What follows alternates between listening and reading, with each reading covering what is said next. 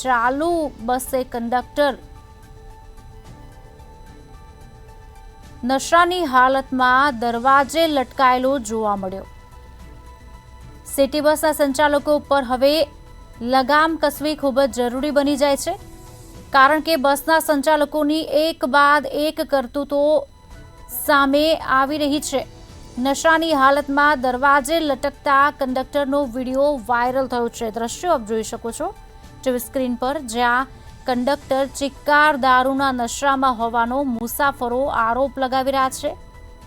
માધાપરથી Aji dam તરફના રૂટની 85 નંબરની આ બસ છે, જેમાં આ ઘટના બનવા પામી હતી। નશામાં ધૂત કંડક્ટરનું નામ બાબુ પરમાર હોવાની માહિતી છે।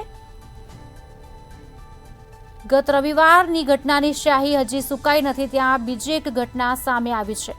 રસ્તે ચાલતા જતા માતા પુત્રને સિટી બસના ચાલકે ટક્કર મારી હતી, જ્યારે આજે કંડક્ટર આ હાલતમાં જોવા મળ્યો। આજ અંગે વિગત આપશે અમારા સંવાદદાતા ધ્રુવ કુંડેલ ફોન લાઈન પર જોડાયા છે। ધ્રુવ, એક બાદ એક ઘટનાઓ સિટી બસની સામે આવી રહી છે, શું છે સમગ્ર ઘટના અને કયા પ્રકારની કાર્યવાહી? રાજકોટ સિટી બસ જાણે રેડિયાલ એનું વહીવટ થઈ ગયું હોય એ પ્રકારનું હાલ પ્રતીત થઈ રહ્યું છે। સિટી બસ કંડક્ટર નશાના ધૂત માં હોય એ પ્રકારનો વિડીયો છે તે સોશિયલ મીડિયા પર વાયરલ થયો છે। ખાસ તો નશામાં ધૂત કંડક્ટર દરવાજે ટીંગાયો હતો, આવા પણ દ્રશ્યો છે તે સામે આવ્યા હતા। ત્યારે રવિવારના રોજ એટલે કે 2 દિવસ પહેલા જ એક જીવલેણ અકસ્માત થયો હતો, જેમાં એક બાળકનું મૃત્યુ નીપજ્યું હતું। કરકોટ ખાતેનો આ બનાવ હતો, ત્યાં પણ જે ડ્રાઈવરની ભૂલના કારણે, ઘોર બેદરકારીના કારણે બાળકનું મોત નીપજ્યું હતું, અકસ્માત થયું હતું। ત્યારે વધુ એક જે વિડીયો છે તે સામે આવ્યો છે। માધાપરથી આજી ડેમ ચોકડી તરફ જતી 85 નંબરની બસનો કંડક્ટર નશામાં ધૂત જોવા મળ્યો હતો। તે કોઈ ટિકિટ માંગે તો કહી દેવાનું કે મશીન બંધ છે, આવી પણ દ્રશ્યો છે તે ત્યાં કેદ થયા હતા। કંડક્ટરનું નામ બાબુ પરમાર હોવાનું છે તે સામે આવ્યું છે। ત્યારે ચોક્કસથી આ સમગ્ર મામલે સિટી બસનો જે વહીવટ છે તેને લઈને અનેક સવાલો ક્યાંક ઉભા થઈ રહ્યા છે।